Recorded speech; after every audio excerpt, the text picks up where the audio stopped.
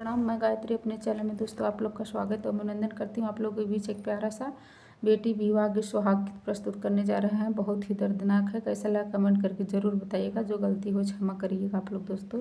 Please मेरा भी support करिए। बेटी के बाबा बर खोजे निकले, बेटिया रजली है ठार। अरे बेटी के पापा बर खोजे निकले, बेटिया रजली है ठार। लड़का ही बरे जीनी खोजा मोरे बाबा, लड़का बहुत दुख दे।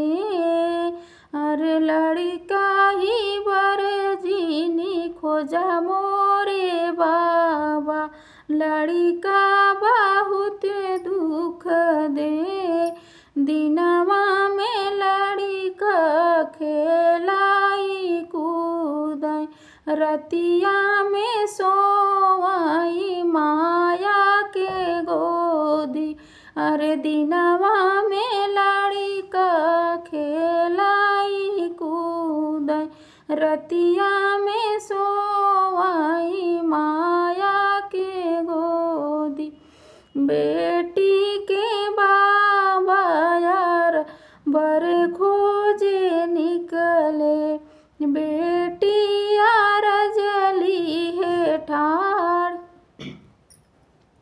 बेटी के बाबा बर खोजे निकले, बेटिया रजली है ठार। अरे बुढ़वा ही बर जीनी खोजा मोरे बाबा, बुढ़वा बहुत दुख दे।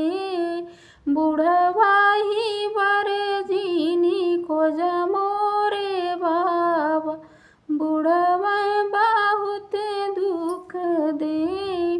बुढ़वा ते दिनवा में तेरे घर तू है, रतिया में सोवै सुख नींद। अरे बुढ़वा ते दिनवा में खेतिया करत है, रतिया में सोवै सुख नींद। बेटी के बाबा बर खोजे निकले, बेटिया रजली है ठार। अरे बेटी के पापा बर खोजे निकले, बेटिया रजली है ठार।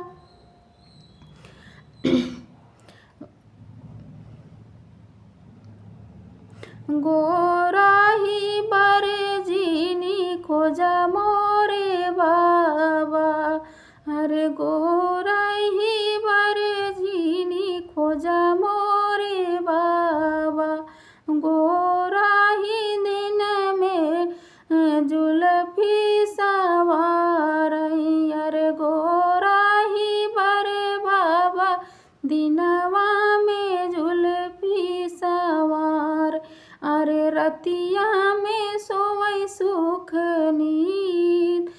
बेटी के बाबा बर खोजे निकले, बेटिया रजली है ठार।